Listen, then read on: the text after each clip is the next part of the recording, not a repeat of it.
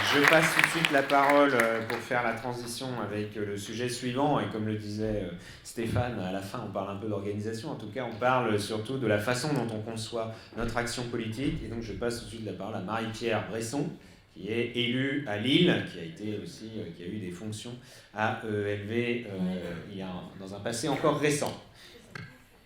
Merci François, bonjour à toutes et à tous. Alors moi aussi je suis très heureuse d'être ici, à vrai dire, je suis très heureuse de constater que nous sommes nombreux ici, nombreuses et nombreux, parce que je pense qu'on est à un tournant et que je suis ici pour vous parler d'une écologie qui devrait ressembler à ses électeurs. Alors il se trouve que quelqu'un en parlera bien mieux que moi, Yves Marican qui est ici, il en parlera mieux que moi, mais je pense que ce qu'il faut que nous ayons en tête, c'est que nous, comme écologistes, nous sommes confrontés à un incroyable paradoxe. C'est-à-dire que nos électeurs attendent de nous deux choses. D'une part, qu'on s'occupe de leur quotidien, de ce qui est devant eux, sur leur trottoir, et d'autre part, qu'on sauve la planète. Autant vous dire qu'on a un arc assez large qui s'ouvre devant nous, et que cet arc-là, évidemment, pour répondre aux questions qui nous sont posées, il faut qu'on soit à la fois humble, c'est vrai, sans doute modeste, mais aussi extrêmement ambitieux et très déterminé. Et ça, je crois qu'il faut vraiment qu'on assume tout ça. Il se trouve que l'écologie, en réalité, c'est un système d'une grande complexité. On voudrait bien pouvoir dire avec beaucoup de simplicité, voire du simplisme, bon allez, c'est bon, l'écologie, c'est pour les pauvres, on s'occupe de tout, elle vous protège et on sait le faire. On est incapable de faire ça. Et non seulement nous sommes incapables de le faire, mais je crois qu'il faut absolument se l'interdire. Parce que l'écologie, c'est complexe, et que cette complexité-là, elle doit être restituée. La difficulté aujourd'hui, c'est qu'on est dans un discours politique qui est caricatural. Soit on est avec, soit on est contre, soit on est les gentils, soit on est les méchants. C'est pas du tout comme ça que les choses se produisent, c'est pas comme ça que les choses sont, c'est pas comme ça que les électeurs nous perçoivent, et je pense qu'il faut faire appel à leur intelligence. Si on pouvait au moins faire ça dans le domaine politique, je crois qu'on gagnerait beaucoup.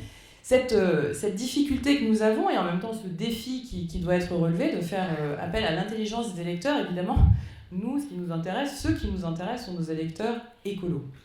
Ces électeurs-là, ils ont à la fois une grande volatilité, en fait. On sait qu'ils sont très nombreux à avoir un vote stratège. Ça nous oblige, nous, à avoir la culture du compromis. Il se trouve qu'il n'y a pas... La semaine dernière, vous savez, il y a eu à Lille un très grand événement qui rassemblait un grand nombre de villes, de délégations, et moi j'ai reçu l'adjoint au maire écolo de la ville de Cologne. Et lui me disait, parce qu'il commentait la décision que j'avais prise une semaine avant de quitter Europe Écologie Les Verts, vous savez, après le vote de l'Assemblée Générale Nord-Pas-de-Calais-Picardie, qui, à 275 personnes, a décidé de ne pas faire l'union au premier tour pour combattre le Front National. Bref, lui me commentait cette décision en disant « Mais moi, je comprends ce que tu fais, je suis élu pour agir et pas seulement pour avoir raison. » Et je crois que c'est ça la clé probablement de notre engagement comme écologiste, c'est-à-dire que nous sommes là pour agir et pour agir vraiment. Et pour ça, qu'est-ce qu'il faut faire ? Eh bien, il faut parler à tout le monde. D'abord, il faut parler aux autres écologistes. C'était le cas lorsque le 4 avril dernier, nous nous étions réunis à l'Assemblée et on nous critiquait sur je ne sais quel procès d'intention en disant qu'on était en train de diviser. Non, c'est absolument anodin et c'est même parfaitement normal que des écologistes parlent à d'autres écologistes. Et il faut aussi qu'ils parlent un peu plus largement parce qu'ils appartiennent à des majorités, que dans ces majorités, ils ont su faire des compromis, nous savons faire des compromis, et ça, évidemment, il faut que nous soyons capables de le faire. Nous avons des bilans à défendre. Laure en parlera tout à l'heure. Nous avons des bilans à défendre. Nous sommes dans des majorités et nous ne sommes pas dans la marginalité. Et ça, je pense que c'est aussi très important de préciser.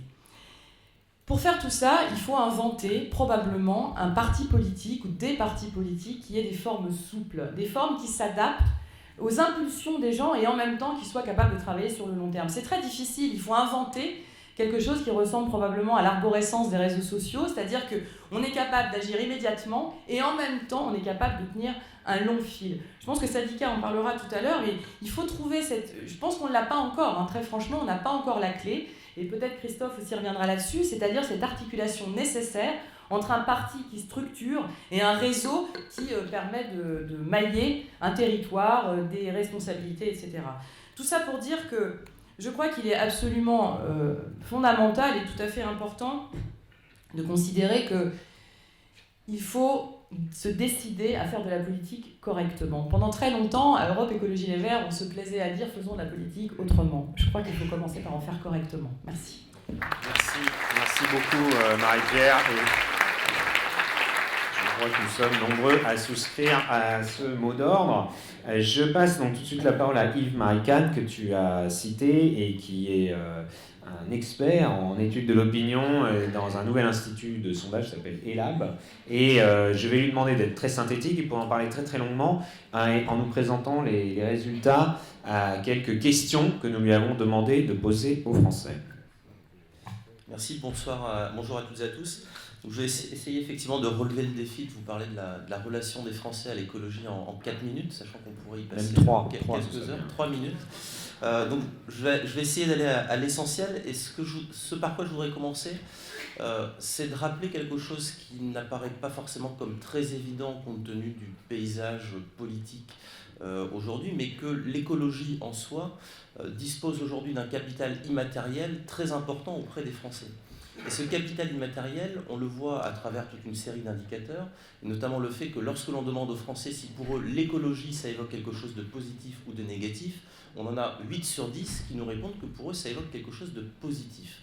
Et ça, c'est quelque chose qu'on oublie bien souvent, mais un tel résultat, ça place aujourd'hui l'écologie en termes de valeur à des niveaux qui sont comparables à la perception qui sont associées par les Français à la liberté, à l'égalité, à la fraternité. Donc on voit que c'est quelque chose qui est quand même connoté très positivement au sein de la société et qui, plus globalement, l'écologie est perçue par les Français comme quelque chose qui est à la fois synonyme de progrès, qui est une source d'espoir et qui donc est perçu par les Français non pas comme un danger, mais quelque chose qui potentiellement, effectivement, comme ligne directrice, comme horizon pour l'avenir, est une solution, effectivement, qui peut répondre aux enjeux du moment. Bien entendu, il existe un décalage très fort entre les perceptions qu'ont les Français, les opinions qu'ils répondent avoir par rapport à l'écologie en général et la vision qu'ils ont des choses en ce qui concerne l'écologie politique. Beaucoup de choses ont déjà été dites à propos du décalage qui peut exister justement entre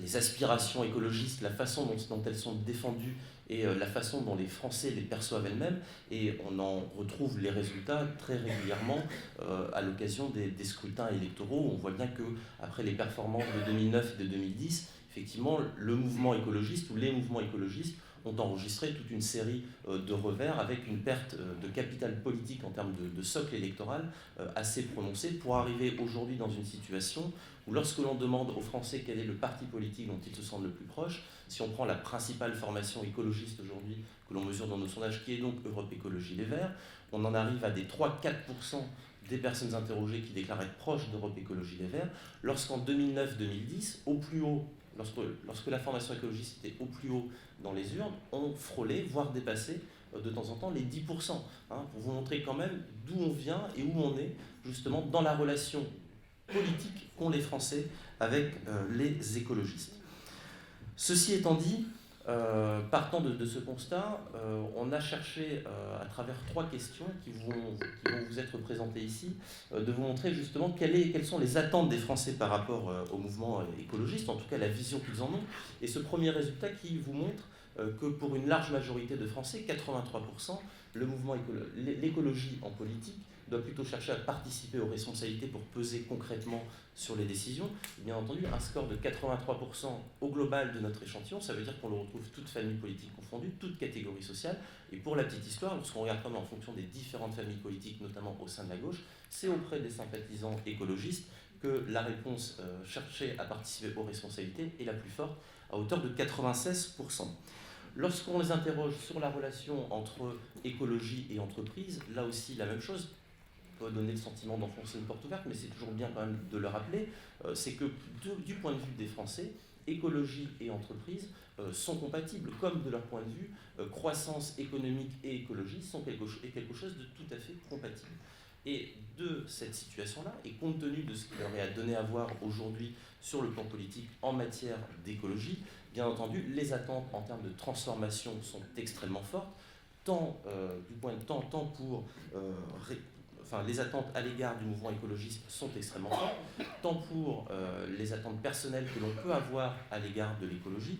On a ainsi quand même là aussi une très forte proportion de Français, c'est sur la slide suivante, qui nous dit à hauteur de 86% que l'écologie politique doit se transformer profondément pour répondre à leurs attentes en matière d'écologie, et de même 90% pour répondre aux enjeux climatiques et environnementaux. Et je terminerai juste par une petite précision quand même par rapport à ces résultats, qui sont extrêmement larges, vous les voyez en termes d'approbation, mais ce qui est surtout important de noter, c'est la proportion de tout à fait d'accord par rapport aux deux propositions qui sont faites ici, qui vont d'un tiers à plus de 4 répondants sur 10, qui montrent là on est quand même sur des affirmations, voire même des revendications de la part des personnes que nous avons interrogées à l'égard du mouvement écologiste. Et là encore, les choses, tout en étant très fortes au sein de la population, sont encore plus prononcées à gauche et encore plus prononcées auprès des sympathisants écologistes. Merci. Merci beaucoup. Il va vraiment falloir accélérer. Je passe tout de suite la parole à Laure Le Châtelier, qui est vice-présidente de la région Île-de-France. À toi, Laure. Oui, merci. Bonjour à toutes et à tous. D'abord, quelques mots sur les résultats de ces questions, qui sont plutôt finalement très rassurants et qui nous confortent aujourd'hui dans l'idée que nous avons raison de poursuivre notre combat, d'être présents avec la constitution de ce nouveau parti. Bien qu'aujourd'hui, l'écologie politique soit complètement cornérisée et marginalisée, on l'a vu, on le voit dans les résultats électoraux, et pourtant, il y a une envie d'écologie qui est très très forte. Et c'est vrai qu'aujourd'hui, l'image, je ne vais pas revenir sur les causes, Adeline, tu l'as très bien dit, aujourd'hui, l'image des écolos, c'est l'image d'emmerdeurs, clairement. Et pourtant, au niveau local, et c'est l'objet de mon témoignage aujourd'hui, au niveau local, il y a un travail formidable qui est fait par les élus locaux. Encore faut-il aussi qu'on soit en capacité, quand on est dans un exécutif local, de pouvoir travailler de façon intelligente avec nos partenaires. Et moi, je témoignerai de la façon dont j'ai travaillé pendant ces 5 années au Conseil régional. J'ai mis en place une méthode qui est simple. La méthode, elle est évidemment le dialogue. C'est préférer le pragmatisme à la posture, et évidemment préférer la pédagogie à l'injonction.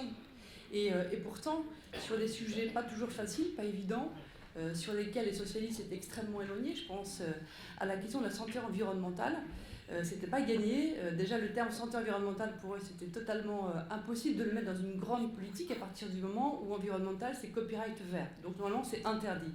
Et malgré ça, avec beaucoup de pédagogie, avec des explications, on a réussi à mettre en place de très très belles politiques. Et je pense notamment à la question des perturbateurs endocriniens, où en 2012, on a été en capacité de l'ériger en grande cause régionale en matière de santé, alors qu'à l'époque, c'était un sujet encore confidentiel. Nous, on en parlait beaucoup, les écologistes, mais dans le grand public, c'était un sujet extrêmement confidentiel. Pour autant, nous avons été la première collectivité à nous engager à lutter contre les perturbateurs. J'ai d'autres exemples en tête comme ça, notamment avec Julie Vision qui est dans la salle, que je salue. On a été en capacité, avant que la loi soit adoptée, de financer des maisons de naissance, des salles de nature dans les maternités. Donc voilà, une fois encore, les écologistes, ils doivent respecter aussi ce qu'ils sont, leur ADN, c'est-à-dire être en capacité de proposer des politiques expérimentales, d'être à la pointe de l'innovation, mais toujours avec un travail de pédagogie. Moi, c'est ce que j'appelle la petite écologie du quotidien, qui fait que les électeurs, voilà, ça, ils le comprennent. Et une fois encore, je crois qu'il faut continuer à s'appuyer sur les élus locaux. Donc, je vais pas être plus longue. Je vois qu'il ne reste plus beaucoup de temps. Merci. Merci beaucoup, Laure. On va enchaîner avec Sadika Archi, qui est à côté de toi et qui, elle, a été élue régionale dans la région Centre-Val de Loire. Merci. Donc, je voudrais repartir d'une histoire commune à beaucoup d'entre nous, ELV. C'était l'histoire d'une impulsion commune autour de l'écologie politique pour faire de la politique autrement.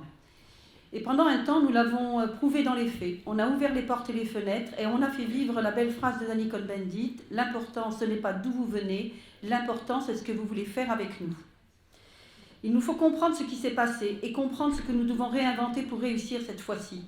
Ce qu'il nous faut comprendre d'abord, c'est que la crise politique d'aujourd'hui est autant une crise de contenu, la frilosité des idées et des solutions, qu'une crise de contenant.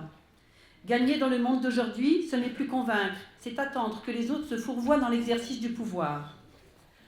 Alors, je fais vite, donc je raccourcis, je suis désolée. Oui. Alors, pour laisser la parole à Jean-Vincent. Alors, quand nous voulons parler de rien... Pardon ? Continue.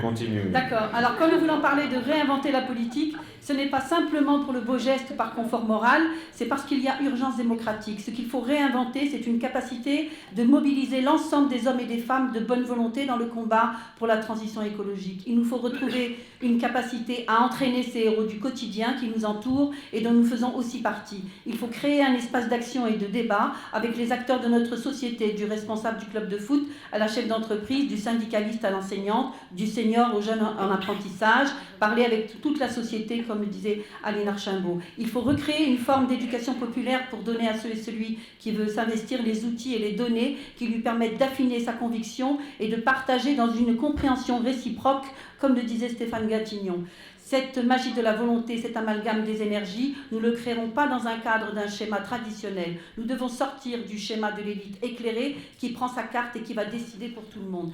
Nos débats, toutes nos désignations, mais aussi nos options stratégiques peuvent être discutés dans le respect de chacun par tous ceux qui se reconnaissent dans le combat pour la transition écologique. Alors nous allons aujourd'hui créer un parti.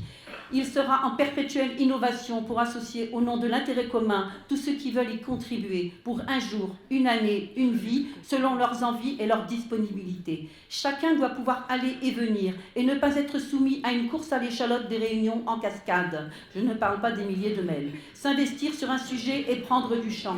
Nous devons utiliser les nouveaux outils numériques pour associer le plus de monde possible. Il est possible et indispensable de militer autrement. Et je citerai Gandhi. Nous pouvons vaincre comme des frères ou mourir comme des imbéciles. Je vous invite à faire de la politique comme des frères. Nous voulons créer une force politique nouvelle, humaniste, celle de la transition écologique. Elle sera nouvelle et elle dépassera ce que nous connaissons aujourd'hui. Je vous remercie. Merci beaucoup, Sadika, pour ton effort de rapidité. Et je passe tout de suite la parole à Christophe Cavard, député du Gard, et qui va nous expliquer aussi comment il voit l'action en réseau pour les écologistes. Oui, merci François. C'est l'avantage des parlementaires. Tous devant, ils me disent 2 minutes. Nous, vous savez, au bout de 2 minutes, ils nous coupent le micro. Donc on a commencé à être aguerris. Donc tu me couperas, effectivement, François. Non, pour aller vite, effectivement, moi d'abord, je vous remercie de cette journée et puis de m'avoir inclus, puisque j'ai une particularité. C'est vrai que pour l'instant, je n'ai pas fait le choix tout de suite de rejoindre le parti écologiste, mais je tenais à être là aujourd'hui parce que je trouvais juste et normal que le parti écologiste se crée aujourd'hui au vu de ce qui est devenu ou ce qui n'est plus, ou ce qui effectivement disparaît, celui qui aurait dû représenter ça depuis 2010. Alors pourquoi je dis ça? Parce qu'effectivement, depuis pas mal de temps, je travaille moi à cette question de ce qui a été dit depuis le début de l'après-midi, sur comment on fait la jonction entre le monde politique institutionnel que nous représentons, et j'en suis un pur produit, et effectivement, Stéphane l'a dit, confronté aussi, mais d'autres collègues, soit à Nantes ou à Lyon, pourraient le reprendre, tous les jours à la population qui, très concrètement, ne rejoint pas les partis politiques pour autant, mais ne sont pas pour autant politisés et nous interpellent largement sur beaucoup de sujets. Et donc c'est cette jonction entre les deux. Et c'est vrai que moi, je n'ai pas abandonné l'idée, principe de réseau. À l'époque, on avait conceptualisé l'idée de ce qu'on appelait la coopérative politique, et je crois que ça a toujours du sens aujourd'hui. Force est de constater qu'elle n'a pas vu le jour, mais il n'y a pas de raison que écologiste, avec sa force partisane, avec son organisation politique, parce que la démocratie a besoin de formation politique, va pouvoir aussi aider toutes celles et tous ceux qui, malheureusement, ont cru en 2010 et sont déçus et ont été déçus depuis et qui donc ont quitté le navire, parfois sans faire de bruit, depuis ces dernières années. Et donc c'est cette jonction entre les deux. Je le dis tout de suite parce que je crois à l'écologie, c'est un terme que j'aimerais qu'on travaille, donc j'en profite, vous êtes nombreux dans cette salle pour lancer un débat, mais est-ce qu'on travaille la question de l'écologie républicaine? Je trouve que ça a du sens aussi, puisque aujourd'hui le mot républicain est très débattu, mais la question de l'écologie républicaine, c'est la jonction entre justement la question institutionnelle de la République, on peut débattre aussi de quelle République on veut, ça il n'y a pas de problème, mais institutionnelle, et le mouvement effectivement écolo qu'on a rencontré encore ce week-end partout dans nos régions, qui est ce qu'on appelle l'écologie des solutions, mais quand on va hier à Alternativa, on y était tous, et bien force est de constater que la plupart de ces gens ne sont pas dans des formations politiques, mais ils demandent que ça, de croire au fait qu'ils aient la place de pouvoir dire des choses. Et donc c'est cette jonction entre les deux, et là je fais confiance au parti écologiste, parce que je sais que celles et ceux qui vont l'animer, François en tête, mais toutes celles et tous ceux qui vont l'animer aussi avec lui, ont cheville au corps le fait d'être des gens qui croient à cette conception de la façon dont on rabiboche, entre guillemets, le monde politique institutionnel, cette république dont on a besoin, et effectivement tous ces mouvements. Je profite parce qu'ils sont venus de loin, je sais que vous êtes nombreux aussi à l'avoir fait, Mais moi, je suis venu juste pour vous dire que, effectivement, j'ai une histoire qui ne pourrait pas, à elle seule, être le lien avec ce que je dis, même si je crois, j'ai eu la chance, ou la malchance, mais c'est plutôt la chance, moi je dis, d'avoir fait la campagne de José Bové en 2007, où en gros c'était très désorganisé, moi j'avais du mal à comprendre comment tout ça se mettait en place, et puis finalement ça a existé, il y a des gens qui se sont rencontrés, et puis c'est peut-être aussi à travers un de ces mouvements-là que sont nés des mouvements écologistes comme Europe Écologie Les Verts. Ils ont déçu, ces gens sont toujours là, ils ont peut-être envie de faire encore des choses avec nous, et je cite au moins deux, Alexis Boudot et Bérangère Noguier, qui sont de la région Languedoc-Roussillon Midi-Pyrénées, qui sont là parce qu'ils sont venus, parce qu'ils y croient. Ils verront eux s'ils adhèrent ou pas, c'est pas ça le débat. Mais le débat, c'est de dire aussi, si on est là aujourd'hui avec vous, c'est parce qu'on pense sincèrement que c'est à travers cette formation politique que peut-être on peut faire renaître finalement cet espoir auquel on a cru en 2009 et en 2010. Merci beaucoup Christophe.